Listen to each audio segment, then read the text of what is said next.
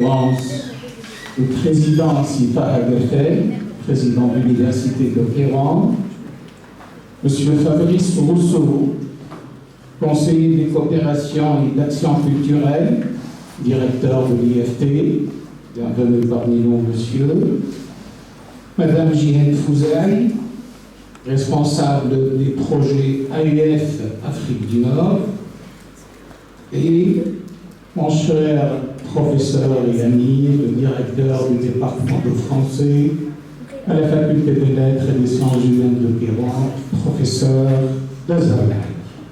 Bon, avant d'entamer notre journée, j'appelle très aimablement le maître de la maison, monsieur le président de l'université de Kéran, Sifa Hagertel, pour nous donner le mot de l'ouverture. Sifa, je vous en prie.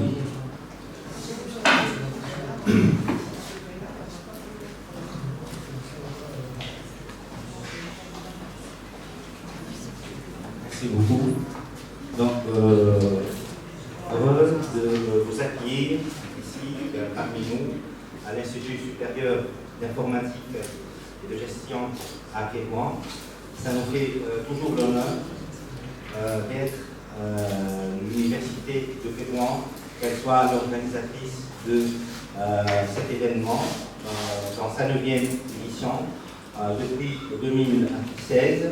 Ma thèse en 180 secondes. Donc on est heureux d'accueillir nos chers invités ici parmi nous à l'université, d'accueillir aussi nos chers chercheurs, doctorants et docteurs dans la finale de ma thèse en 180 secondes. Donc ils ont passé avec succès la première étape, la demi-finale, et maintenant on est à la finale. Je leur souhaite une très très bonne chance, plein de succès et de réussite. Donc c'est une aventure qui est excellente et merveilleuse depuis des années et des années. Donc on est bien motivé que ça se passe chaque année avec succès, et espérons aussi que cette année ça va se clôturer avec succès et avec félicitations de tous les doctorants et docteurs, et avec bien sûr des trophées, le premier, le deuxième, le troisième et le quatrième qui est le prix public. Donc soyez les bienvenus et permettez-moi d'annoncer la finale de ma thèse en 180 secondes dans sa 9e édition. Merci.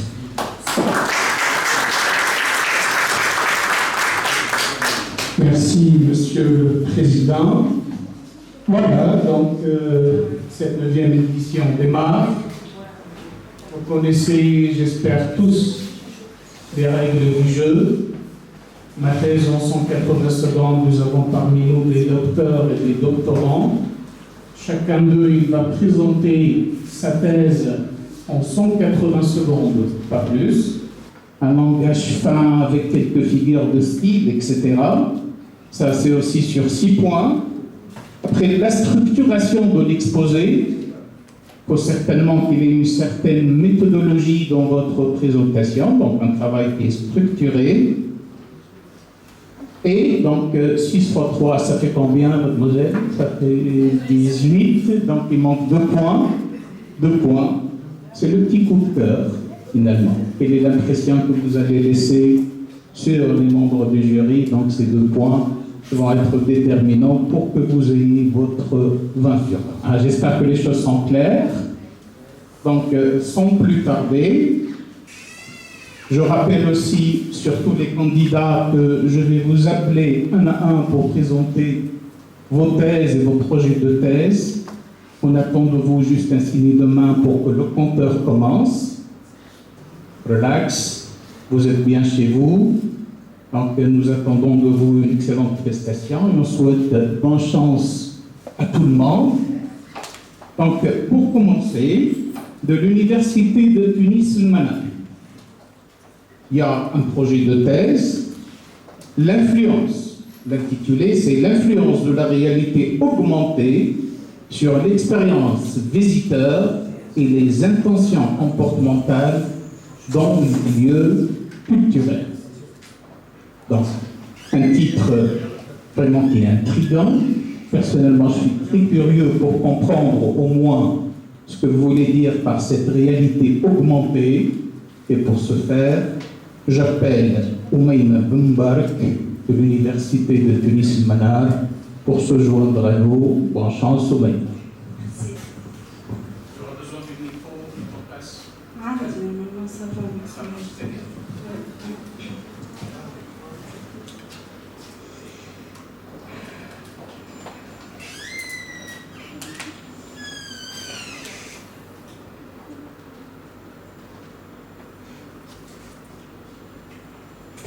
Ces dernières années, le Musée national de Bardo a été touché par une tragédie très choquante.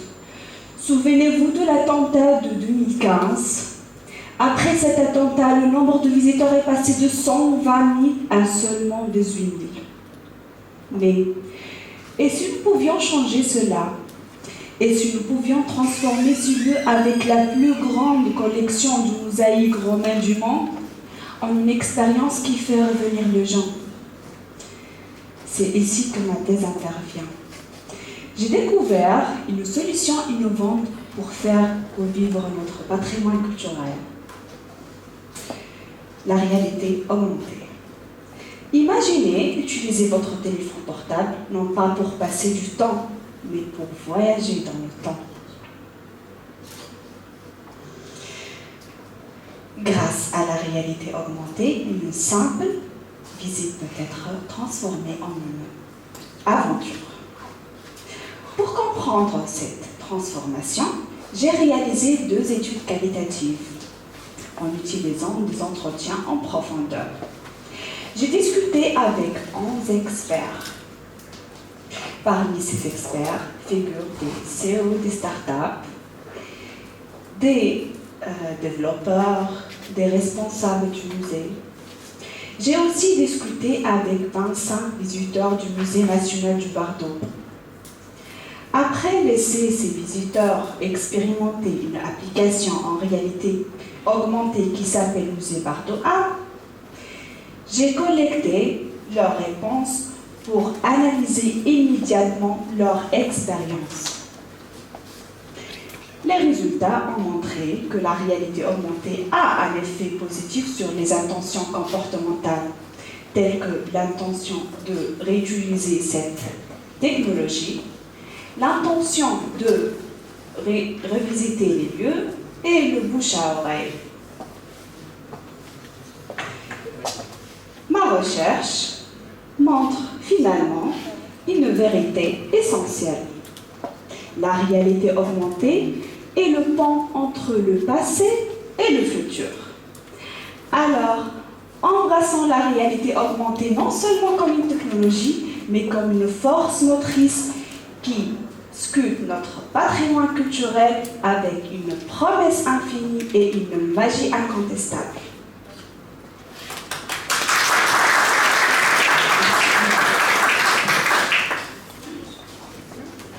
Bravo, Oumaïma Bumbark. Merci pour cette excellente prestation. Donc, de ces visites culturelles, nous allons passer à un autre thème, des visites également, mais des visites par résonance magnétique cette fois. Comment ils vont visiter nos cerveaux. C'est bien le thème et l'intitulé de la thèse suivante, automatisation de la segmentation des images IRM, des structures et des lésions cérébrales. C'est bien la thèse de Ahmed Jlassi, qui nous vient de l'Université de Tunis-Manar, que j'appelle pour présenter son travail sous vos aimables encouragements et applaudissements, s'il vous plaît.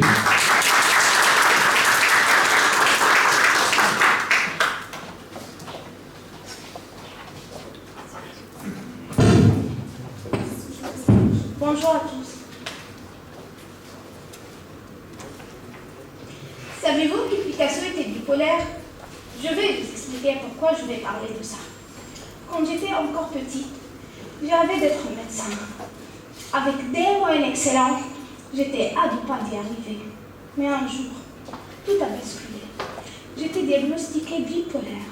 Un désordre mental qui me fait vivre des montagnes russes en clin d'œil. Mon rêve est parti en fumée. C'est pourquoi j'ai décidé de ne pas tomber dans la dépression. J'ai cherché une autre voie afin de déchiffrer le mystère de cette maladie. Aujourd'hui, je suis informaticienne qui pourrait vous montrer comment l'intelligence artificielle est là pour faire son show dans la médecine. Imagine, avec ma thèse, j'ai pu allier entre mes deux domaines de prédilection, la médecine et l'informatique. Imaginez le cerveau comme une route pleine de détours et de virages. Quand ce cerveau commence à se dégrader, des maladies neurologiques qui sont les champions des ennemis de santé avec 66% cause de mortalité selon l'OMS commencent à apparaître. Le problème, qu'en Tunisie ou dans le monde arabe, il n'y a pas assez de technologie afin de détecter à temps précoce ces maladies. Mais non, ne vous inquiétez pas. Des recherches scientifiques récentes ont montré que les déformations au corps calleux mènent à développer ces maladies. C'est pourquoi j'ai relevé le défi de segmenter le corps calleux. Tout simplement, imaginez-le comme une sortie de pH cosmique où nos pensées circulent librement entre les deux hémisphères, mais sans faire payer des tarifs, bien sûr. J'ai commencé par collecter des images IRM. Et avec notre partenaire clinicien, on a préparé la première base de données tunisienne africaine contenant plus de 2200 images IRM avec Vérité Terra. Et par la suite, j'ai élevé les réseaux neurones convolutifs nommés Diplomi comme s'ils étaient mes propres bébés, jusqu'à ce qu'ils puissent cartographier le cerveau avec précision et automatiquement. Et pour couronner le tout, voilà ce que j'ai développé. Une application qui permet aux médecins de naviguer entre le neurone du cerveau sur un écran entre les tablettes et avec des lunettes de réalité virtuelle sans chirurgie. Et elle est encore en cours de test. Finalement, l'intelligence artificielle n'est pas juste un outil, c'est une véritable lampe d'Aladin qui éclaire les mystères de la médecine. Mesdames et messieurs, mon voyage scientifique m'a permis que les rêves brisés mènent à des découvertes extraordinaires. Merci Valérie, merci pour cette présentation. Il y a beaucoup d'émotions quand même. Ne t'inquiète pas, hein, les grands du monde, ils ont été beaucoup bipolaires. On parle de Bolívar, on parle de Chili. En tout cas, la thèse suivante, elle nous vient aussi de l'Université virtuelle de Tunis. L'intitulé de cette thèse est le rôle du climat scolaire des collèges tunisiens dans la favorisation des enseignants créatifs.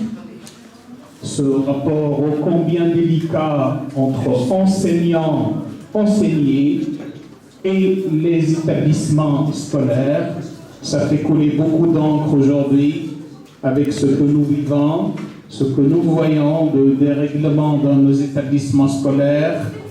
C'est ce qui fait de cette thèse qui va nous être présentée par Simarouen Ben Abdallah, un thème qui est très intéressant. J'appelle Simarouen à nous présenter sa thèse sous vos applaudissements, s'il vous plaît.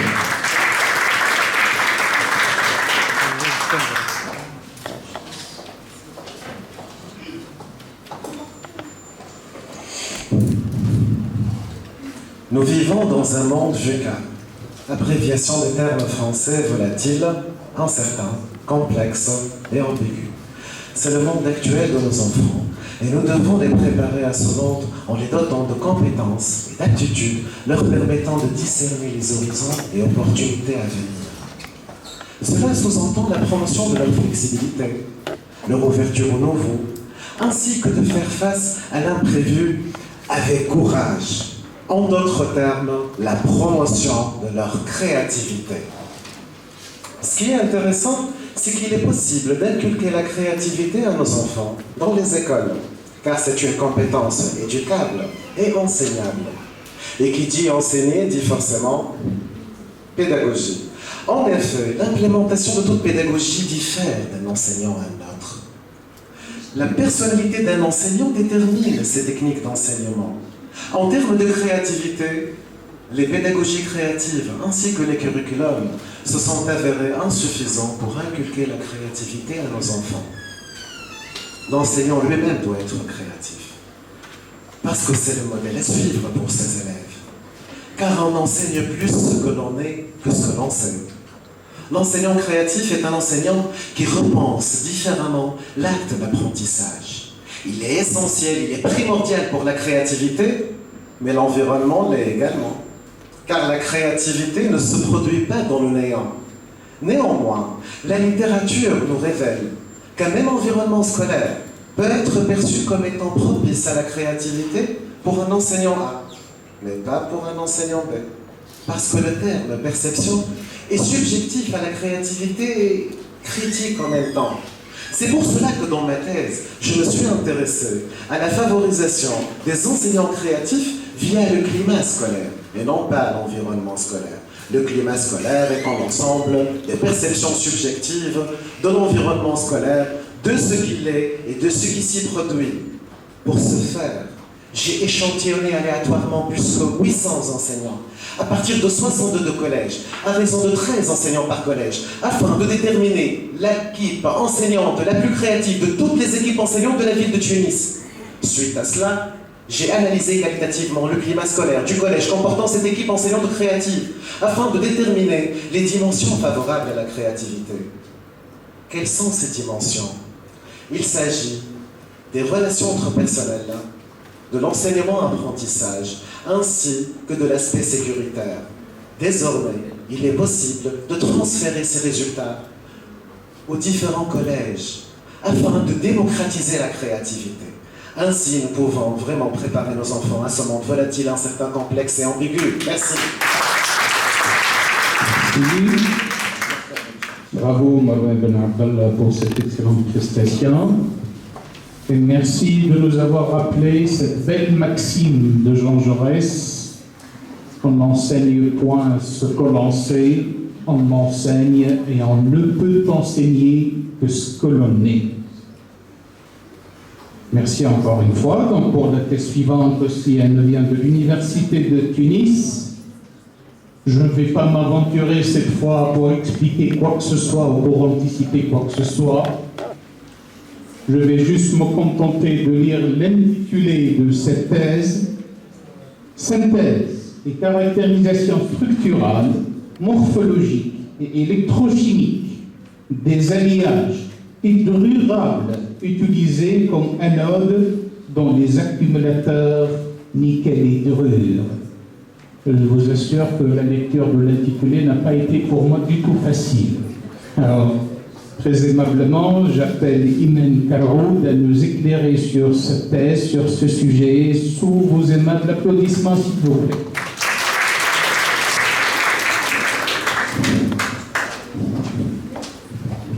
Bonjour. Bonjour à tous.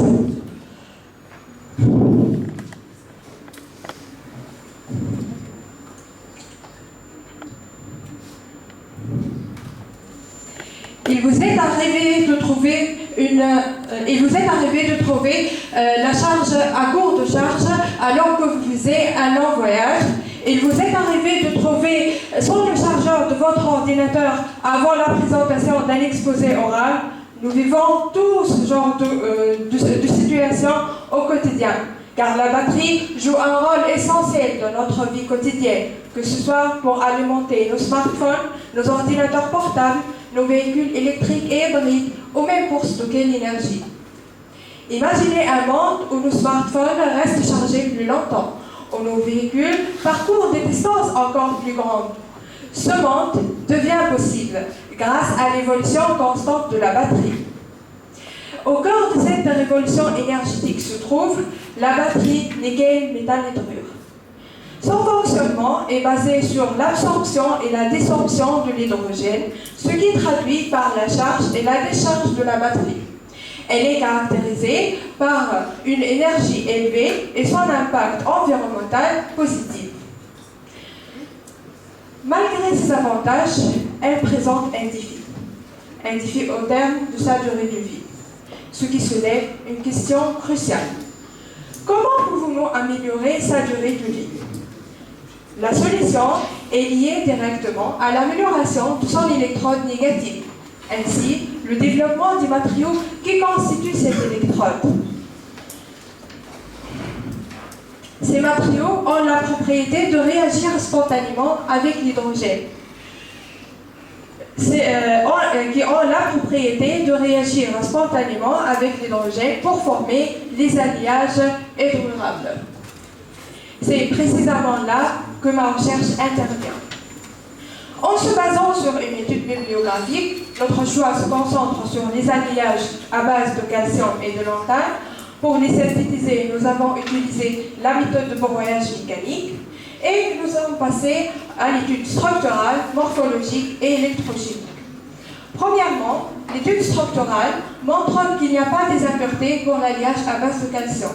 Deuxièmement, l'étude morphologique montre que cet alliage est parfaitement homogène. Et troisièmement, l'étude électrochimique montre qu'il a une meilleure durée de vie tout au long de son fonctionnement.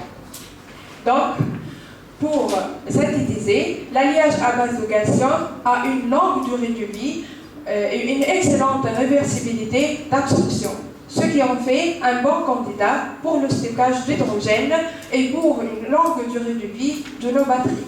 Et merci.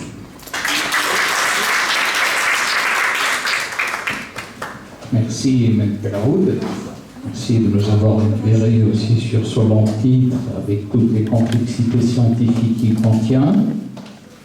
Nous allons passer à un autre domaine qui est vital, surtout pour un pays qui était le grenier de Rome, la Tunisie. L'intitulé de la thèse suivante est « Évaluation des états de surface et productivité de l'eau des cultures annuelles de céréales par télédétection ». Cette thèse nous vient de l'Université de Carthage et elle nous sera présentée par Menel Khif, que j'appelle à le faire sous vos encouragements, s'il vous plaît.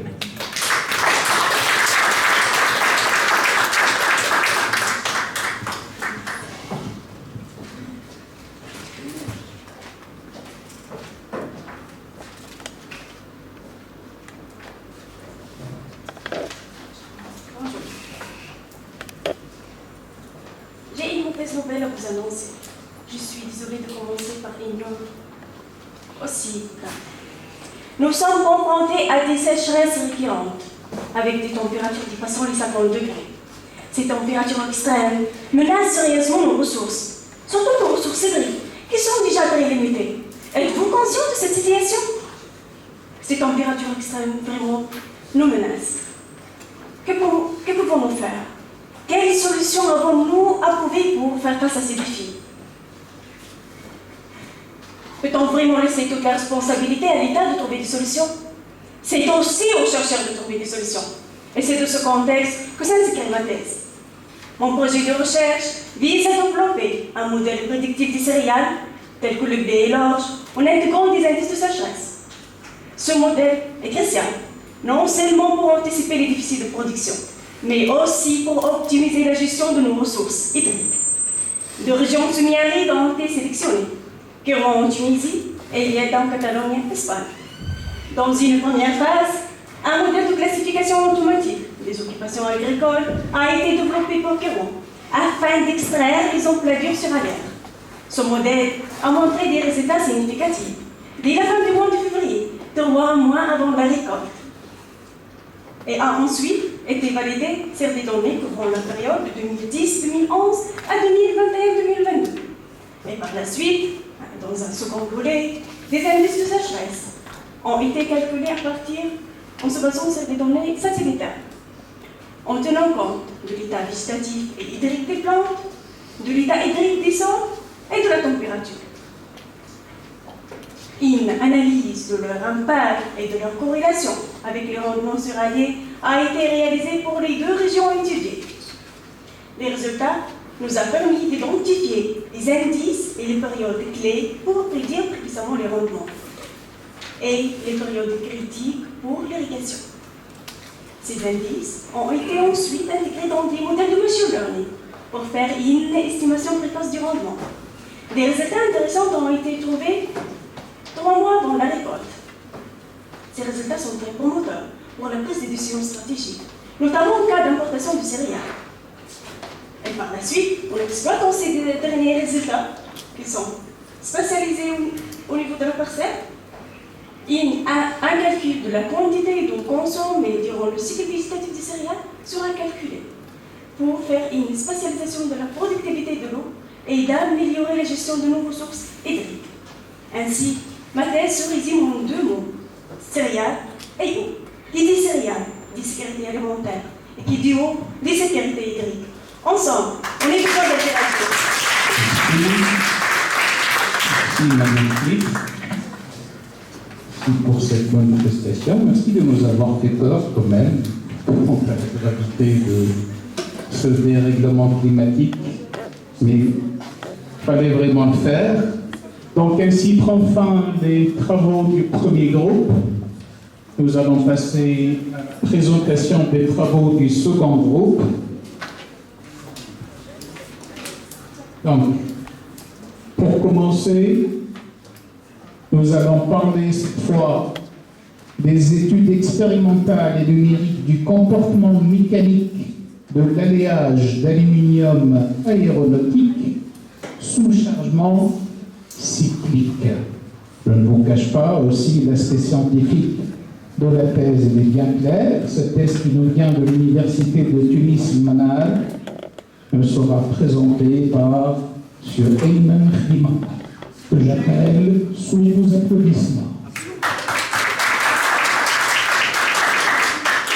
Il faut l'appeler quand même. Sarah Arou. Samira Arou. Samira Arou. Ah, Samira Arou, on m'a dit qu'elle est absente. D'accord. Donc il faut juste nous... Ah, donc Samira Arou, est-ce qu'elle est là? Donc une seconde fois, selon le règlement, vous avez complètement raison, madame. Samira Arou. Samira Arou, donc 3 fois, il n'est pas là, il est absent. J'appelle tout de même, donc maintenant, M. Ayman Khimalla pour lui présenter sa thèse. Monsieur, je vous en prie.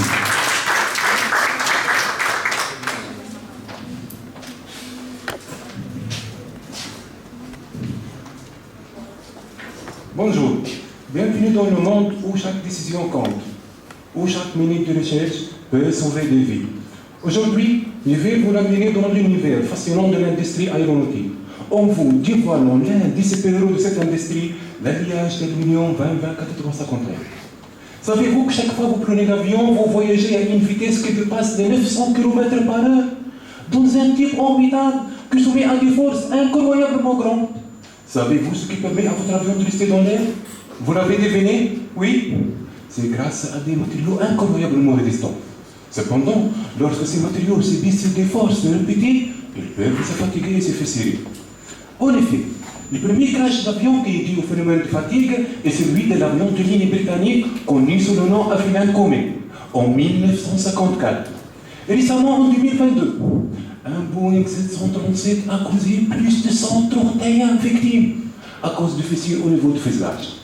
Mais ne vous inquiétez pas, l'industrie aéronautique investit des millions de dollars chaque année pour garantir la sécurité aérienne. Et c'est là que ma thèse entre en jeu. Le but de ma thèse, c'est de comprendre le comportement mécanique de l'alliage d'aluminium, puis développer un modèle numérique capable de prédire avec précision son comportement. Cela permet de garantir la sécurité aérienne et de diminuer le coût et la durée de maintenance. Mesdames, Messieurs, attachez vos ceintures, on va décoller. L'alliage d'aluminium 20-24-351 est un alliage très utilisé dans l'industrie aéronautique grâce à ses propriétés mécaniques importantes. En effet, pour l'Airbus A380, il constitue plus de 75% de matériaux constituants. Cependant, lorsque cet alliage est soumis à des forces, ils peuvent se fatiguer et se fesser. Oui, même l'alliage d'aluminium a le vertige. Nous avons passé des heures à appliquer des forces pour comprendre comment l'alliage réagit lorsqu'il est stressé.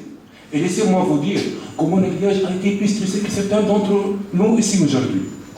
Et maintenant, la cerise sur le gâteau, non simulation numérique, Nous avons développé un modèle numérique capable de prédire avec précision chirurgicale quand l'alliage va se craquer et à quel instant il se rompt.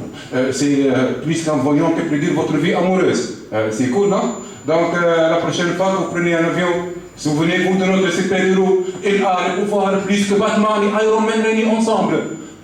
Il permet de franchir toute l'équipe de turbulence avec une sourire aux lèvres. Le l'eau nous vole plus fluide qu'une danse de papillons. Mais n'oubliez pas, même les héros ont besoin de faire une pause de temps en temps. Vous pouvez détacher vos ceintures, nous sommes arrivés. Merci pour votre attention.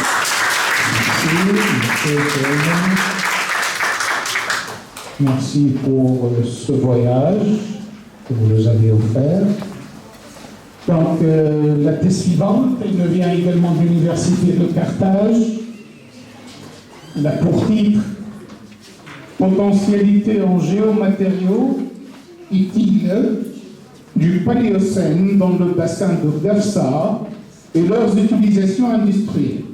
Car de Sfah et Omberchek, Tunisie.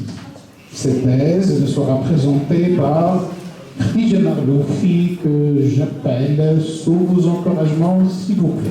Khadija Marloufi, je vous en prie.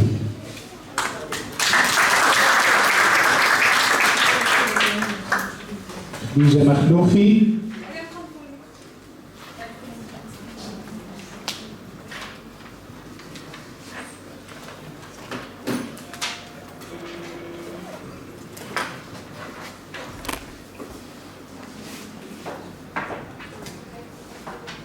Qu'est-ce qu'il a ce micro quand il est là-dessus?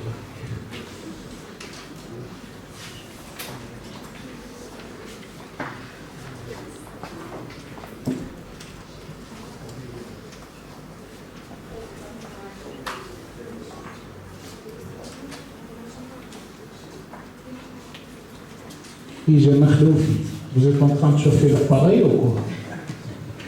Oui, je suis là. Vous êtes là. ceinture واحدة تعطيها ceinture pour rattacher le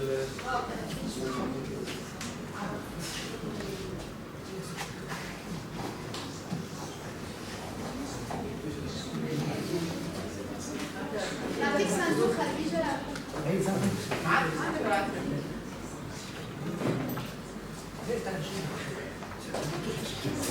Bien dépêché, ça s'appelle.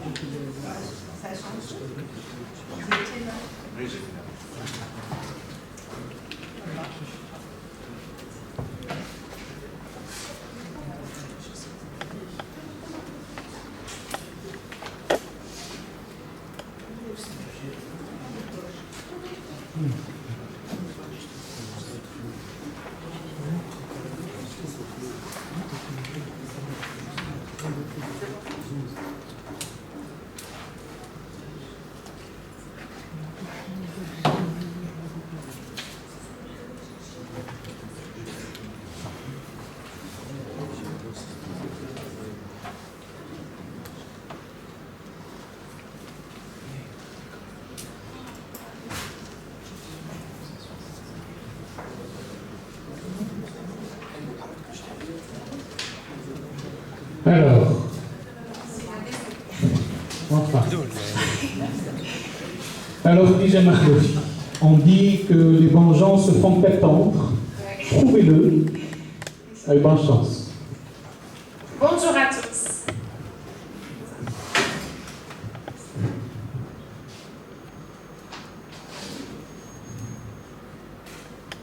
Mesdames et messieurs, aujourd'hui, nous nous retrouvons pour parler d'un sujet qui nous concerne tous. Imaginez la Terre, notre belle planète bleue, comme une immense baignoire. Nous, les humains, nous y sommes allègrement baignés pendant des siècles. Mais au lieu de profiter de cette eau précieuse, nous l'avons polluée sans réfléchir. Alors il est temps de prendre conscience de notre responsabilité collective. Nous devons unir nos forces pour purifier cette eau. En tant que géologue, j'ai dédié mes recherches au traitement des eaux et à leur réutilisation.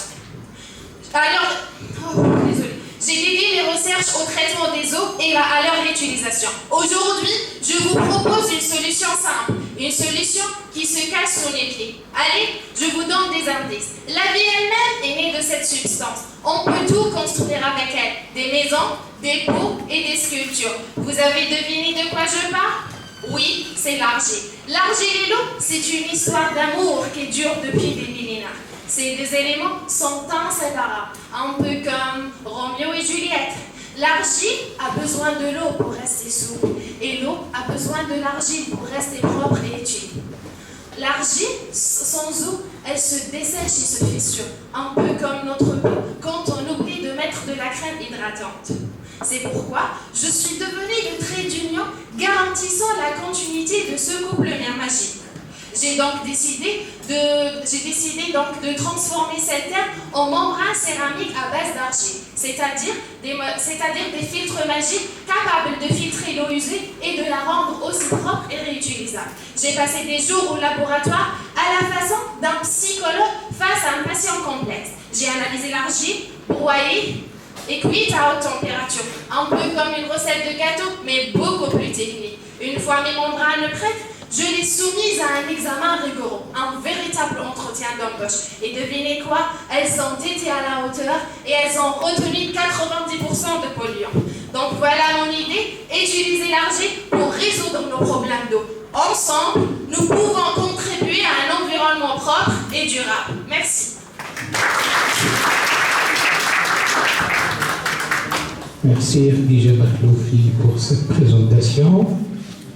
Sans trop tarder, nous allons passer cette fois de Carthage à Monastir, d'où nous vient une thèse intitulée « Implémentation FPGA de réseau de neurones pour la classification du système nerveux et des maladies cérébrales ». Ces réseaux neuronaux, ces marqueurs somatiques, ça nous a toujours intrigués. Donc, sur ce, Kauthar Saimi, elle va nous éclairer. J'appelle Kauthar sous vos encouragements, s'il vous plaît. Kauthar Saimi, je vous prie.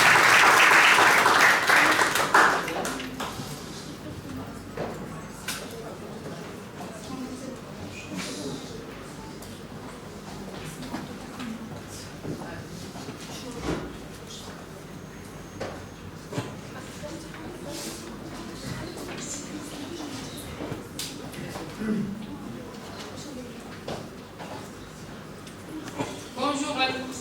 D'après Albert Einstein, le plus incompréhensible ton univers est qu'il est compréhensible. Cette citation résume notre domaine de recherche qui est les neurosciences. Le cerveau humain est un organe qui pèse environ 1,4 kg. Imaginons, malgré sa petite taille, il contient plus de 86 milliards de neurones. Chaque neurone a au moins 1000 connexions. Donc, ils permettent le fonctionnement des émotions, de la pensée et des actions. Notre approche est d'inspirer un réseau de neurones artificiels à partir d'un réseau de neurones biologiques. Cette inspiration nous aide d'avoir des résultats similaires au cerveau humain pour aider les médecins de classifier les maladies et de savoir les soins. Donc, d'abord, on a fait une modélisation mathématique à travers une équation différentielle. Cette modélisation nous permet de classifier les maladies neurologiques. Cette équation à des structures variables nous permet de déterminer le comportement du cerveau. Donc, on a réussi de déterminer le comportement du cerveau EEG, soit des comportements de maladies normaux ou bien anormaux. On a publié ce travail dans un journal de l'Infectious Scopis. C'est vrai qu'on a inspiré cette équation du fonctionnement du cerveau, mais on a réussi même de déterminer le comportement cardiaque. Ces résultats sont représentés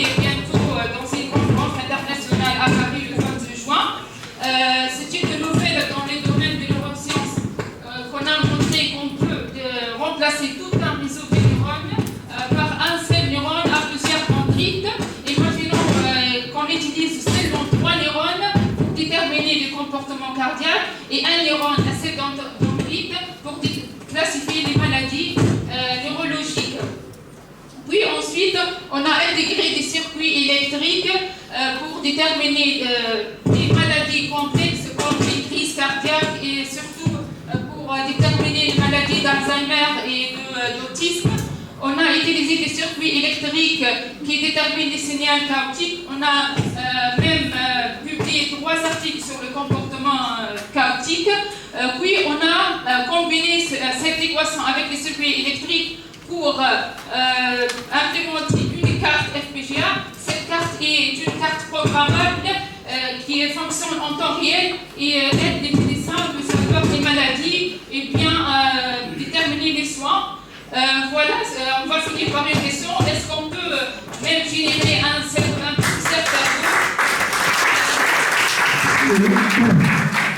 Merci, Dr. Selmi.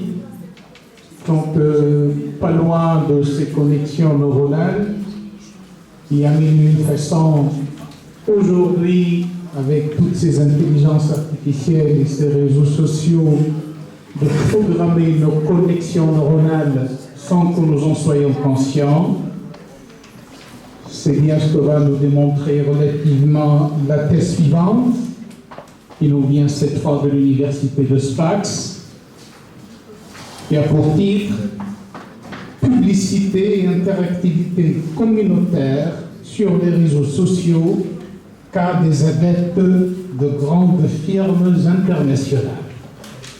Ceci va nous être présenté par notre ami Maïssa Marni, que j'appelle sous vos encouragements. Maïssa.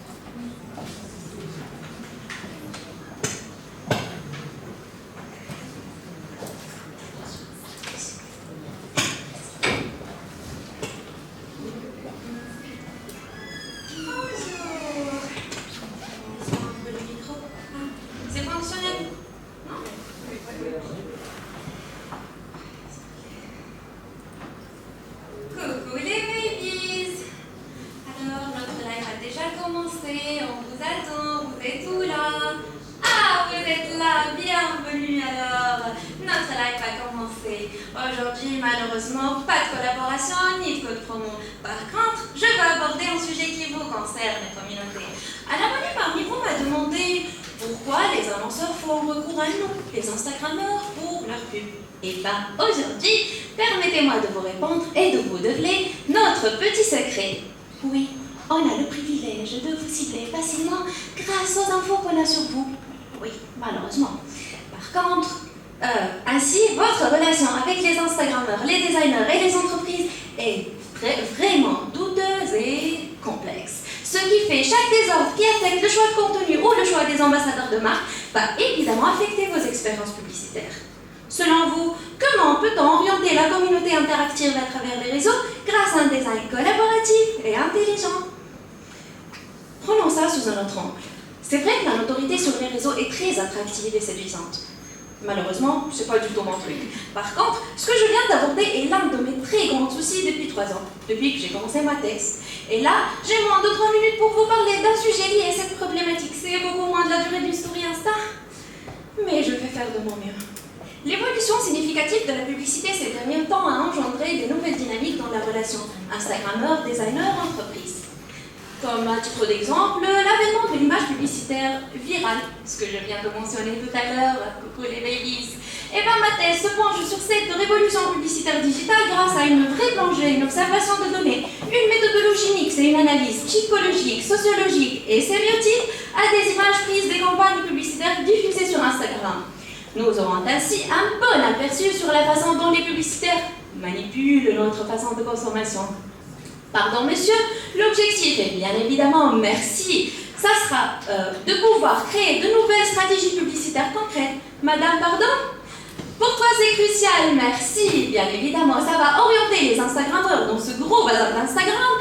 Ça va aider les publicitaires à améliorer leur façon de vous parler pour à la fin pouvoir améliorer vos expériences publicitaires. Pour récapituler tout ça, ma perspective de recherche est de créer une application téléphonique qui sera un canal qui rassemble toutes ces approches et ces analyses psychosociologiques du processus de l'interactivité communautaire autour de la publicité digitale pour à la fin pouvoir créer un support publicitaire plus pertinent, plus engageant, plus efficace et surtout plus plaisant. Alors, merci beaucoup et au revoir les babies. Merci pour cette belle présentation, pour cette balame.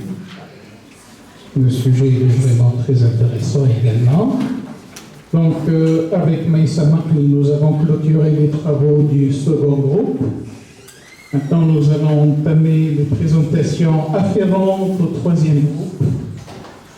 Et nous allons commencer par une thèse qui nous vient de l'Université de Beira. L'intitulé de cette thèse, ça me rappelle en partie un travail qui a été mené par notre ami Dr Anis Ezrik sur les phrasen et les stéréotypes acquérants. Donc cette thèse, justement, elle va nous parler des expressions de salutation dans des modèles de langue naturelle. C'est une étude sémantique et pragmatique qui a été menée par Narges Ben Aïcha, que j'appelle à présenter son travail sous vos encouragements, s'il vous plaît. Narges.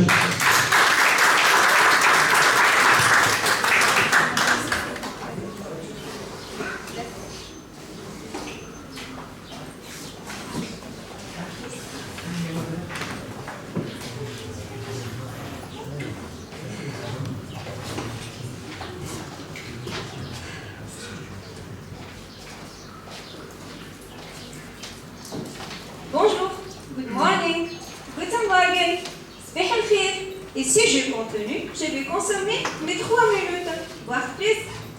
Bienvenue à bord de notre vol passionnant MT 180 secondes, édition 2024. Si vous êtes prêts à embarquer dans cette aventure linguistique, montrez-moi votre enthousiasme en évoluant bien haut. Attachez vos ceintures et préparez-vous à explorer de nouveaux horizons linguistiques. Vous connaissez tous les 7 merveilles du monde, n'est-ce pas? Mais savez-vous qu'il existe un monde linguistique tout aussi fascinant? Mesdames et messieurs, permettez-moi de vous emmener dans un voyage à travers le monde des salutations. Celles-ci sont comme les épices de la conversation. Sans elles, ce qu'on mange une pizza, sans sauce et sans fromage. C'est bizarre, non? Bah oui, c'est le début d'une aventure où chaque mot, chaque geste est une pièce de puzzle. Ces unités lexicales sont comme des atomes complexes combinés pour former des molécules sémantiques qui composent notre langage. Une fusion unique des mots, des verbes, des adverbes, etc. Là où monsieur l'adjectif rencontre les noms comme bonjour dans une danse harmonieuse. Naviguer dans ces dédales, tel un explorateur, je cherche à cartographier ces unités avec une approche pragmatique afin de bien apprendre, maîtriser, mais aussi de les traduire. C'est pour cela que nous avons besoin de préciser qui dit, à qui, quand, où, dans quelle forme et à quelle occasion. Par exemple, dans une situation formelle, un enseignant accueille ses étudiants le matin avec bonjour dans un amphi. Son objectif, éclairer les esprits habiles en leur transmettant les savoirs. En cartographiant cette salutation, nous comprenons les contextes d'utilisation, les publics cibles, le ton, le lieu, l'objectif et la forme. Dans ces cadres, mon objectif en tant que linguiste est clair, analyser et comparer les caractéristiques sémantiques pragmatiques de cet acte afin d'écrire un dictionnaire automatique. En effet, explorant les langues naturelles parlées par deux êtres humains et les transformer en langue artificielle en utilisant des codes binaires sous forme des 0 et des 1 lors de la traduction automatique, c'est un mariage entre la magie du monde et la puissance de la technologie. Pour finir, vous pouvez me dire, mais pourquoi cette fascination pour les salutations? Parce que ces derniers représentent une histoire riche en interactions, en découvertes et en respect. Alors, chaque fois que vous saluez quelqu'un, rappelons ainsi que les salutations sont des actes profondément significatifs qui unissent les gens, les cultures et le cœur par des fils invisibles de l'humanité. Merci.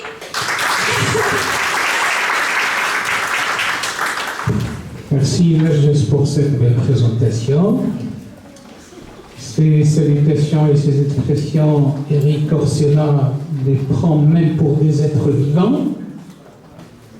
Bon, ces effets de la publicité, ces effets de nos expressions de salutation nous mènent par la suite à l'effet de l'intelligence artificielle sur le consommateur responsable tunisien.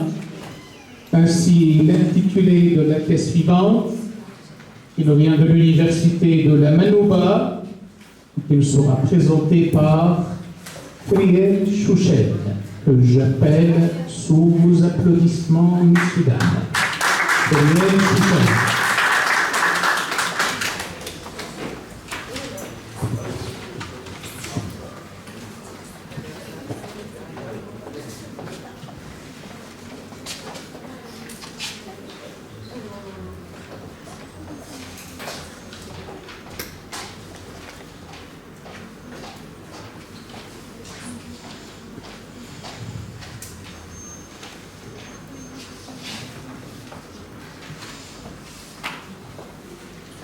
Bonjour à tous. Je suis ravie d'être avec vous aujourd'hui pour vous parler d'un sujet qui me tient à cœur, l'intelligence artificielle face au consommateur responsable. Un ami fidèle ou un ennemi redoutable? Je suis persuadée que ce titre vous choque. Et c'est dans son explication que réside tout l'intérêt de mon sujet. Mais avant de plonger dans le monde trépidant de ma thèse, je vais commencer par une petite question. Qui d'entre vous n'a jamais été tenté par une paire de chaussures en promo, même si elle n'est pas adaptée à lui?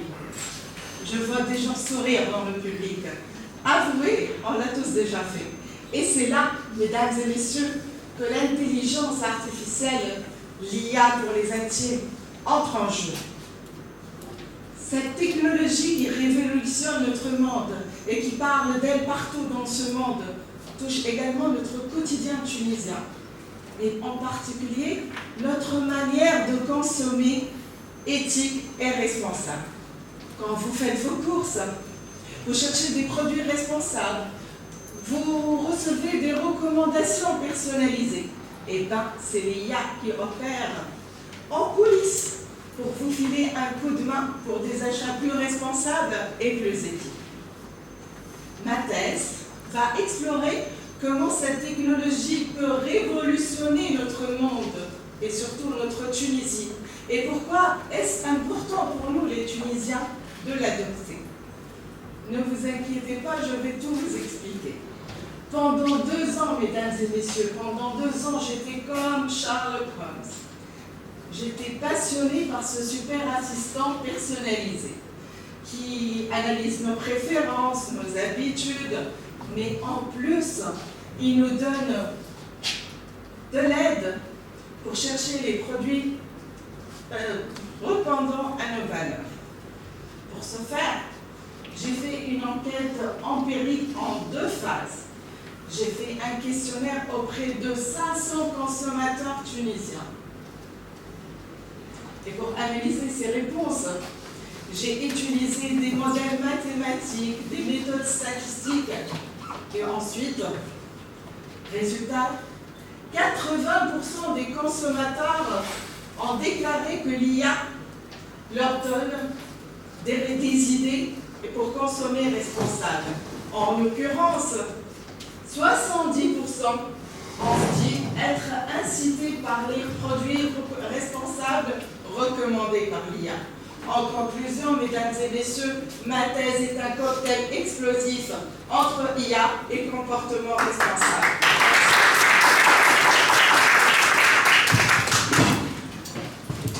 Merci, bravo, Friel Chouchel, pour cette belle présentation et cette excellente prestation.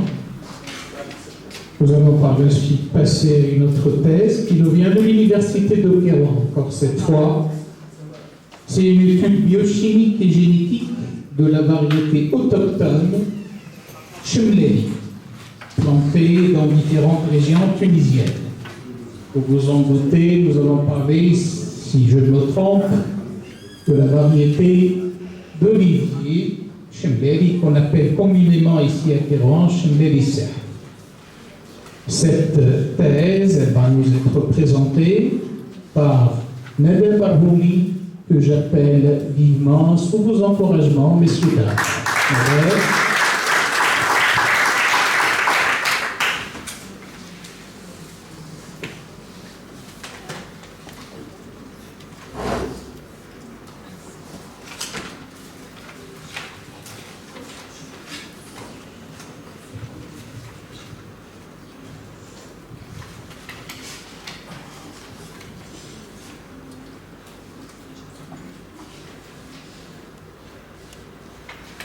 Bonjour à tous. L'huile d'olive, notre or liquide, notre pétrole doré, dont nous sommes fiers en Tunisie, est menacé. Il court un danger imminent. Mais comment est-elle menacée, me dites-vous? C'est parce que cet arbre ne produit plus l'huile d'olive, Il y a une invasion des autres variétés non méditerranéennes étrangères qui a touché notre oliviculture ancestrale. Et là, il y a deux questions qui se posent. Comment mettre fin à ce danger et comment sauver notre pétrole doré? Et c'est là que ma thèse intervient. Avec l'absence de la caractérisation génétique de notre patrimoine oléicole à l'échelle nationale, notre analyse biochimique, nutritionnelle, sanitaire et sensorielle nous a aidé à caractériser chaque variété autochtone ou introduite en Tunisie selon des conditions pédoclimatiques différentes, ce qui nous mène à se concentrer plus à la variété la plus répandue, Chemleli, qui occupe 65% de l'oliviculture tunisienne en tant qu'olive et huile d'olive, en tenant compte de trois grands facteurs: stade de maturation, zone de plantation et mode d'irrigation. Dans le but principal de ma thèse est d'analyser génétiquement et biochimiquement ce cultivar, afin de répondre à une question majeure. Est-ce que Chemleli est planté sur toute la Tunisie est une seule variété ou il existe plusieurs sous-variétés? Pour répondre à cette question, j'ai utilisé des protocoles et des méthodes d'analyse bien déterminées, qui nous donnent une différence significative au niveau de la composition biochimique entre le cultivar pluvial et le cultivar irrigué, avec une caractérisation génétique de cette variété, en passant par l'extraction et la lecture de l'ADN en utilisant des marqueurs moléculaires bien déterminés. À partir de ces résultats, j'ai obtenu une huile d'olive de bonne qualité, riche en composés antioxydants et en des teneurs en acide oléique très élevées, bénéfique pour notre santé, jouant le rôle d'un bouclier de protection contre le stress oxydatif. Avec l'identifiant génétique et la caractérisation biochimique de cette variété, nous visons à sensibiliser les agriculteurs tunisiens de choisir la bonne variété à la bonne zone de plantation selon ses besoins et de la bonne qualité de notre or liquide tunisien et la résistance de notre olivier ancestral pour bien jouer sur l'amélioration du secteur oléicole à l'échelle nationale et internationale. Merci pour votre attention. Merci pour cette dégustation. Et par la suite, nous allons passer à une thèse qui nous vient encore cette fois de l'université de la Manouba et a pour titre la gamification comme vecteur de sensibilisation à la consommation socialement responsable CSR. Cette thèse va nous être présentée par Amani Ben Ali, que j'appelle sous vos encouragements Amani, je t'en prie.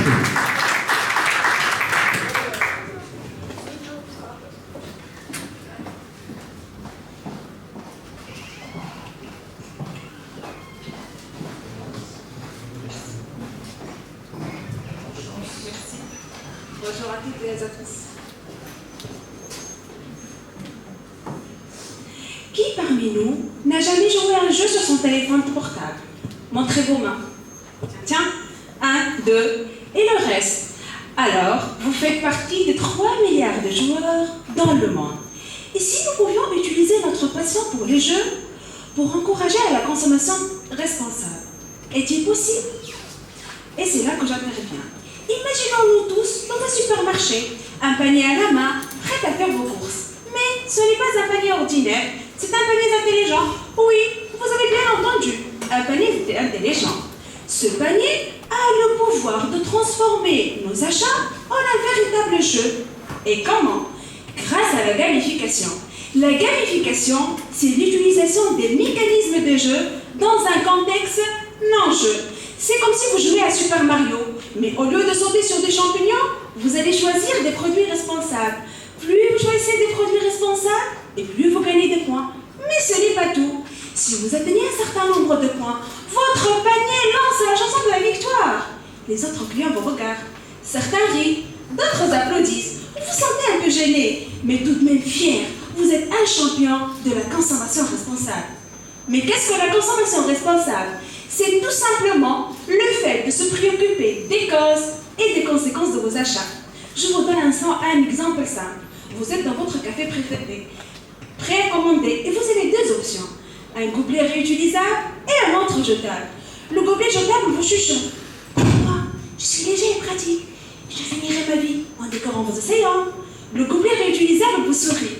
Pourquoi ne pas me choisir? Je suis fort et solide et je serai un compagnon fidèle pour tous vos cafés bois à venir. En plus, je suis la star de la lutte contre les déchets. Vous sirotez votre café et vous acceptez le défi et vous savourez le fait d'être un héros de la consommation responsable. Et c'est là que je vous explique. La gamification d'un côté, la consommation responsable de l'autre. Si on associe ces deux concepts, ça fait une combinaison gagnante qui nous encourage à la consommation responsable. Pour ce faire, j'ai mené une étude auprès de 332 consommateurs tunisiens. J'ai utilisé des enquêtes, des questionnaires, des méthodes statistiques, je les ai analysés pour comprendre ce qui se passe. En plus, j'ai créé une interface de jeu innovante.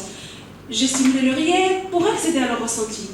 Et aujourd'hui, je peux vous dire que j'ai découvert que la gamification peut encourager à la consommation responsable lorsque les deux éléments, plaisir, satisfaction, sont intégrés.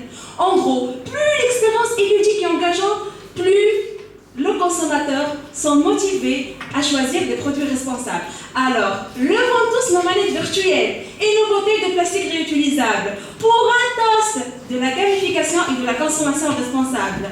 Je vous remercie. Merci pour cette belle présentation. Alors, Nadia Barhoumi nous a sollicité tout à l'heure pour un certain retour à notre culture ancestrale. Maintenant, ce travail, il va nous rappeler combien il est important de revenir à tout ce qui est bio, ce qui nous vient de la nature, à nous débarrasser de tous ces produits chimiques qui nous empoisonnent la vie, qui nous empoisonnent les corps et les esprits. Ce travail est intitulé « Étude de la dynamique des antibiotiques et des médicaments utilisés pour le traitement de la coccidose chez les poulets dans le sol, ainsi que leur élimination via le processus d'absorption à l'aide de bioabsorbants tunisiens ». Cette thèse nous vient également de l'Université de Kérouan. Elle sera présentée par Samiha Hamdi, ou Hamdi, je ne sais pas, je suis désolé si je prononce mal le nom de famille. En tout cas, Samiha, je l'appelle à être parmi nous. Samiha, je t'en prie, sous vos encouragements, s'il vous plaît.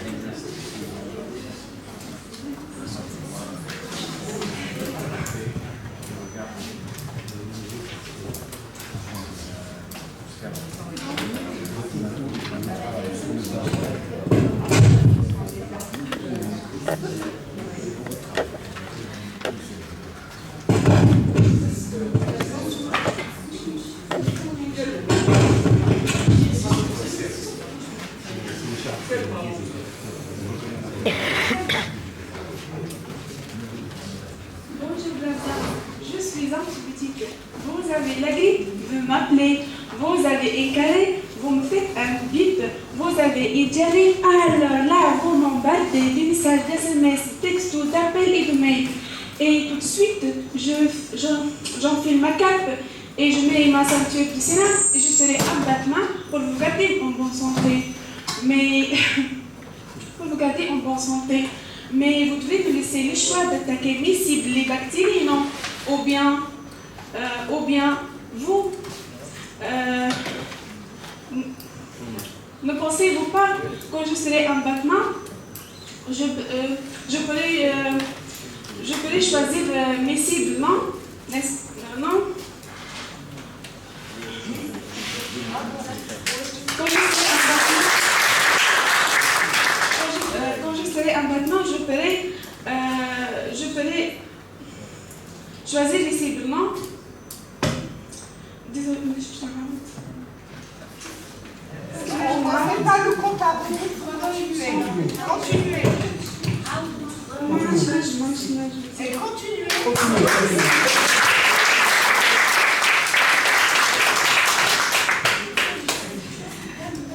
Et c'est réellement peut-être arrivé, mesdames et messieurs, où les antibiotiques ne sont pas seulement des médicaments, mais aussi une menace pour l'environnement et la santé publique, non? Et quand on en prend trop, ces médicaments se baladent partout, dans les rivières, les champs, les plantes et même dans les aliments. Et ça devient la bagaille. Mais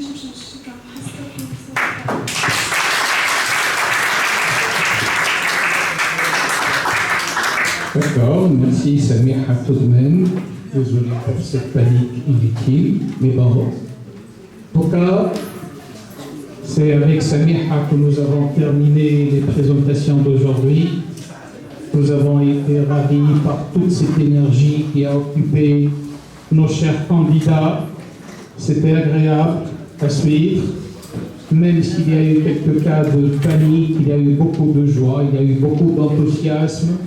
On vous remercie vivement pour tout ce que vous venez de nous présenter, pour ces moments de bonheur que vous nous avez offerts. Il y a le moment pour notre petite pause café. Nous allons libérer la salle pour monsieur. Avant de quitter la salle, s'il vous plaît, juste une minute. Chacun parmi vous va avoir une fiche de vote. Nous allons participer tout de même à donner le voix. Puis nous allons libérer la salle pour que messieurs et madame les membres des jurys délibèrent et nous donnent des résultats par la suite. Merci infiniment à tous.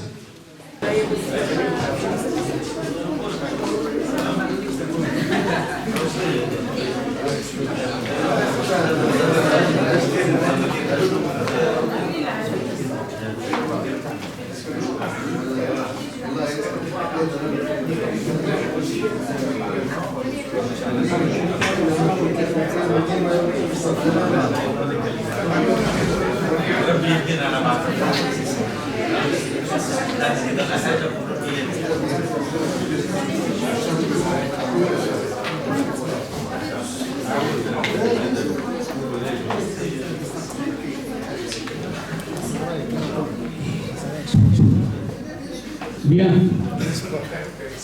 Alors, c'est le moment des choses sérieuses, de dire. Et seulement, lors de cette manifestation, il y a une exception, enfin une bonne habitude. Il y aura certainement des lauréats, mais tout le monde sera récompensé. Donc, je vais vous appeler un à un et passer par là. Chacun ira avoir un prix. J'appelle Ouaïna Benbal. Pour que suivre un numéro, s'il te plaît, Ouaïna.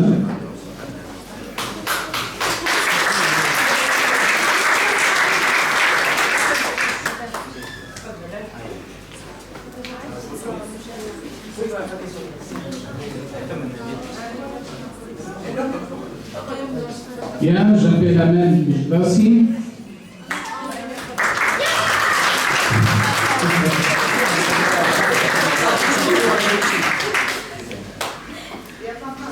Pardon, Mohamed, donc on profite pour rappeler également ici Marhaba.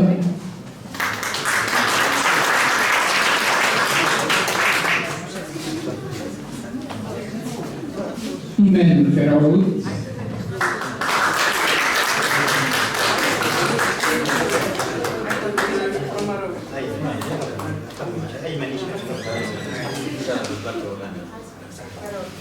Manel Khlif.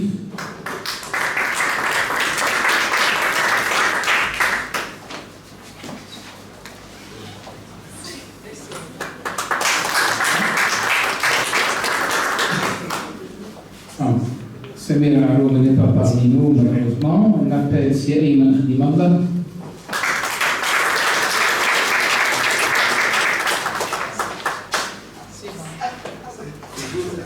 Merci. Alors, Khadija Khafaoui, Mahlouf, pardon.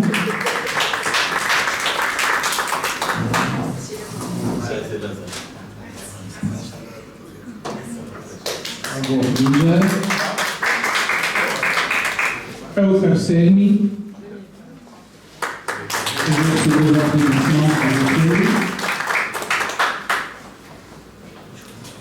Meissa Mahdi.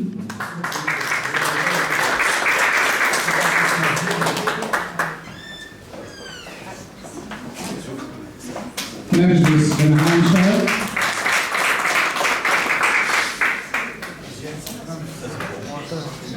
Narjis Furiel Chouchen.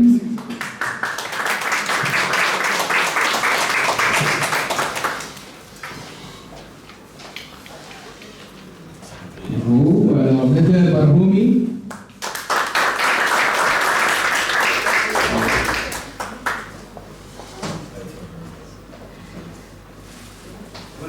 Amélie Ben Ali.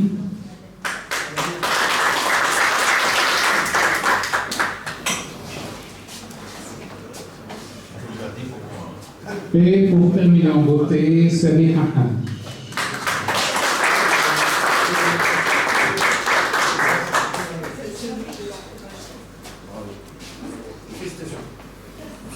Alors, félicitations à tout le monde.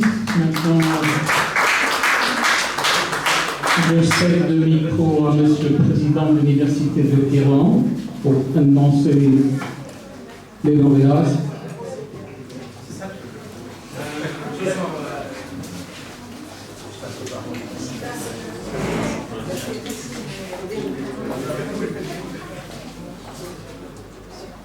Donc, vraiment, avant d'annoncer le résultat final, je vous félicite toutes et tous pour ce que vous avez fait. Vraiment, j'ai remarqué, puisque j'étais présent à la demi-finale et la finale, j'ai remarqué vraiment l'amélioration. Donc, vraiment, vous avez pris plus de confiance en vous-même. Vous avez bien maîtrisé la scène. Vous avez aussi bien maîtrisé votre voix. Vous avez plus de confiance en vous-même, et ça, c'est très, très intéressant. Vous avez aussi bien exprimé votre travail en français, et ça, c'est très intéressant. Notre pluridisciplinarité, notre culture pluridisciplinaire, ça, on est fiers en Tunisie d'être des Tunisiens, de parler la langue arabe, aussi notre deuxième langue qui est la langue française, et aussi ouvert sur tout le monde à travers l'anglophonie. Donc ça, c'est vraiment, ce sont des objectifs très intéressants. Et j'espère qu'on est bien appris à réaliser ces objectifs. Donc, permettez-moi de vous féliciter toutes et tous. Je vous considère que vous avez tous gagné, sincèrement. Aussi, permettez-moi de féliciter et remercier de l'université tous ceux qui ont participé à la réussite du concours Ma thèse en 180 secondes. Aussi de remercier tous les membres du jury, et permettez-moi de céder la parole premièrement à notre alliant et à notre partenaire. C'est l'Alliance française à Téhéran, dont on est très fiers d'établir une convention de partenariat avec l'Alliance française à Téhéran, et de saluer monsieur le directeur, le président de l'Alliance française à Téhéran, M. Abdeslam Benghezi, que je vais lui céder la parole, et il va céder la parole aux autres membres du jury. Et merci. Franchement, merci, je suis très surpris d'avoir prendre la parole et avec un grand plaisir, surtout que nous sommes des partenaires stratégiques avec l'Université de Kéran, mais avec aussi des institutions qui, sous le chapeau de l'université, que ce soit à Kéran ou Sidi de Gassé, on était très heureux, nous avons fait un travail merveilleux. Ce que vous faites est merveilleux aussi, on est à votre disposition. On est là pour vous soutenir l'université, soutenir les institutions universitaires, notamment dans le domaine de tout ce qui est francophonie. Je suis très heureux d'être avec vous et félicitations. Et je donne la parole, bien sûr, à mon ami, chef département de français. Je suis vraiment très ravi de participer à la finale de concours Mathèse en 180 ans. Je vois donc le fait d'organiser cet événement de la part du Festival, c'est tout d'abord une fierté et une réussite pour notre université de Caen. Donc, et c'est elle qui rassemble beaucoup de partenaires, donc l'IFD, l'AUF, l'Alliance française, hein, et elle réunit aussi des candidats de différentes régions de la République, de différentes disciplines. Je vois que ça, c'est le rôle principal de l'université, c'est de faire réunir les gens, c'est rassembler les gens autour d'un projet. Donc je félicite donc, les candidats d'avoir participé à ça. Donc je félicite l'Université de Kéran d'avoir réussi cet événement, surtout son président et tout son staff. Je pense que cela n'a pas été facile. Hein. C'était donc tout un processus, tout un parcours avec son organisation, ses formations, etc. Donc je pense que cela donc, doit continuer dans le sens de l'amélioration. Je sais la Fabrice.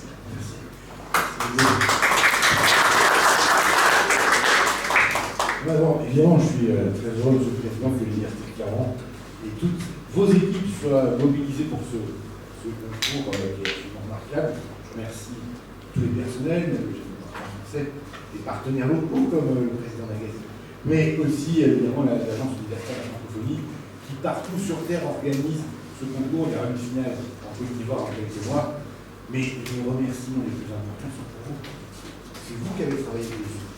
C'est vous qui avez fait le travail de prendre des années de recherche pour en faire 3 minutes en français, rendre ça un peu sexy, accessible, compréhensible, et avec des sujets de thèse. Je disais à mon collègue Pascal qui a fait les demi-finales, je suis beaucoup pour la finale, je ne comprenais pas de quoi vous alliez nous parler. Quand je vous ai écouté, j'ai compris. Je trouve que vous avez fait un travail remarquable, avec toutes et tous des efforts de vulgarisation, de présentation, de faire quelque chose de dynamique, de vivant, en français. Vraiment, bravo, vous avez fait un travail formidable. Et c'est pour ça qu'on est venu ce matin. Voilà, c'est une très belle matinée grâce à vous. Merci à tous les candidats, toutes les candidates. Merci beaucoup. L'entour aujourd'hui pour représenter M. Giovanni Aguisti, le directeur régional de l'AEF Afrique du Nord, qui vous salue depuis là-bas. Je tiens à vous remercier toutes et tous, les doctorants. Merci beaucoup pour le travail acharné, pour tout ce que vous avez fait. Vous étiez excellente et excellente. On est ravis de l'évolution. J'ai commencé par vous parce que vous êtes les acteurs et les vedettes aujourd'hui. Et je ne peux pas oublier aussi l'Université de Kérouan qui nous héberge aujourd'hui, notre partenaire stratégique pour l'organisation de ce concours NT 180 secondes, l'Institut français qui est là, qui a cru en nous et en vous pour vous soutenir lors de cet exercice, le comité d'organisation de l'Université de Kérouan à sa tête, Madame Arbouba Bala, ainsi Tara et toute l'équipe administrative, Sinisa et toute l'équipe administrative. Aujourd'hui, je pense que les objectifs ont été atteints. Vous étiez excellents, vous avez su nous expliquer ce qu'il y a à faire, donc vous l'avez fait. Vous avez su nous expliquer d'une manière précise donc vos travaux de recherche. On a compris. Je vous encourage à continuer. Il y a encore du travail, il y a un travail acharné. Et tout à l'heure, Monsieur le Président donnera les noms des gagnants, mais je vous dis que vous êtes toutes et tous gagnants, ça c'est la première chose. Et après avoir proclamé les résultats, il y aura une suite. Il y aura une suite pour le lauréat tunisien. donc qui va être annoncé tout à l'heure, c'est qu'il passera à une autre étape d'évaluation via la vidéo. Donc on va prendre une vidéo de 3 minutes. Je vous parle de tout ça maintenant parce que je sais que vous êtes concentrés. Hein. Après, probablement certains d'entre vous ils seront très contents, d'autres quitteront, donc je tiens à préciser ça. Donc il y aura une autre étape de sélection. Et Inch'Allah, le finaliste ou la finaliste tunisienne passera à l'international en Côte d'Ivoire au mois d'octobre.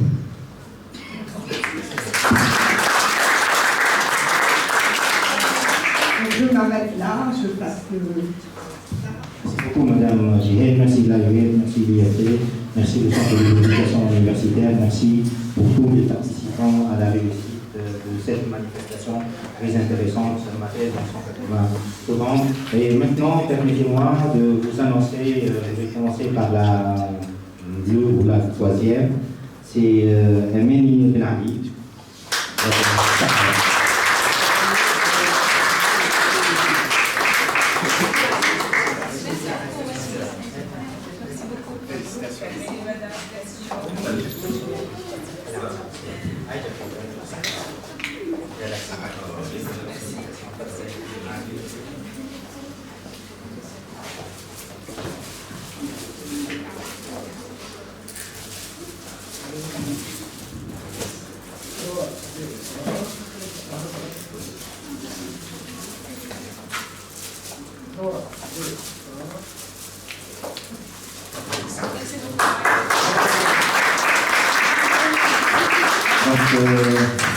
Si Aïman Lima dans le deuxième, si Aïman.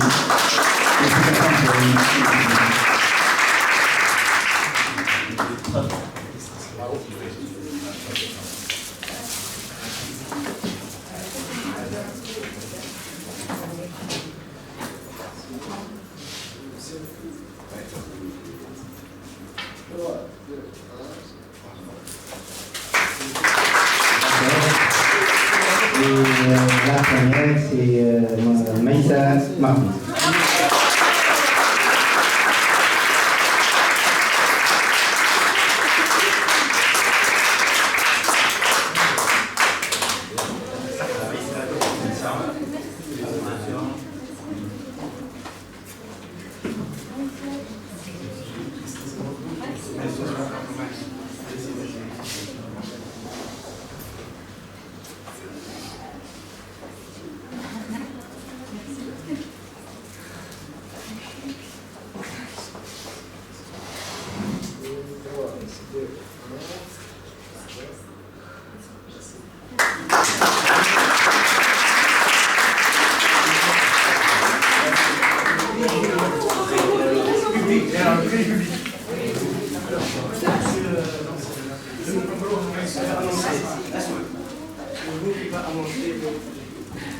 Merci. Après un vote vraiment serré, le prix du public est attribué à Madame Narges Ben Aïcha.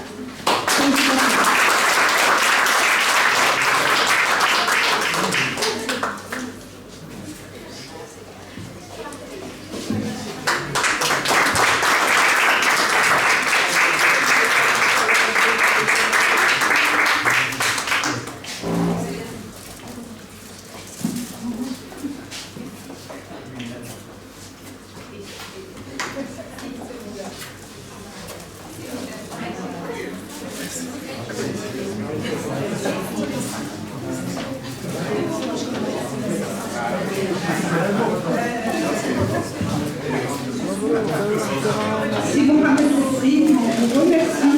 Merci beaucoup pour l'animation, pour tout ce que vous faites. Merci à Asma aussi qui est venue dessus. Hein? Et ne quittez pas, on va faire une photo du groupe, s'il vous plaît.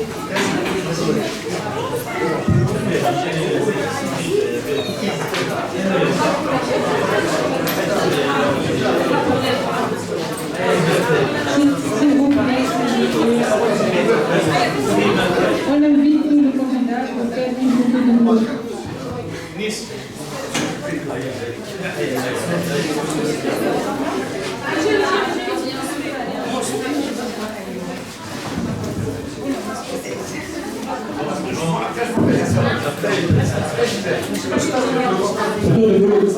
tous les candidats.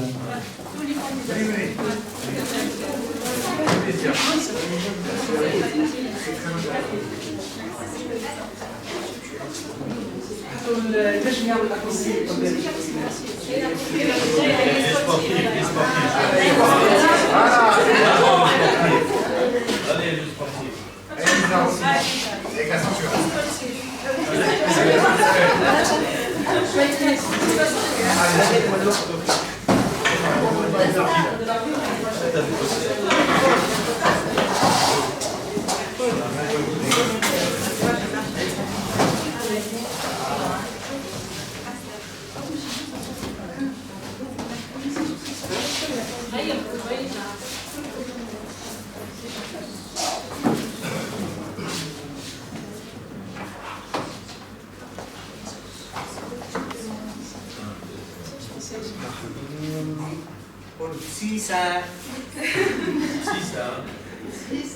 ضحكة 3 2 1 لحظة يعطيكم الصحة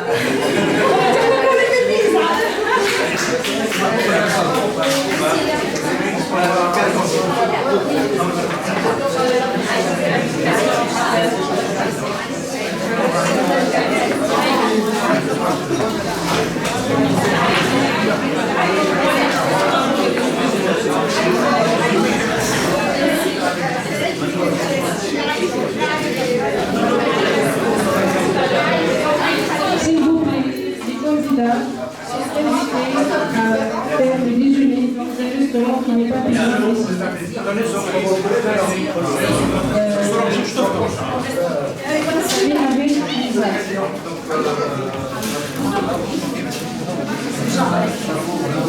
Avec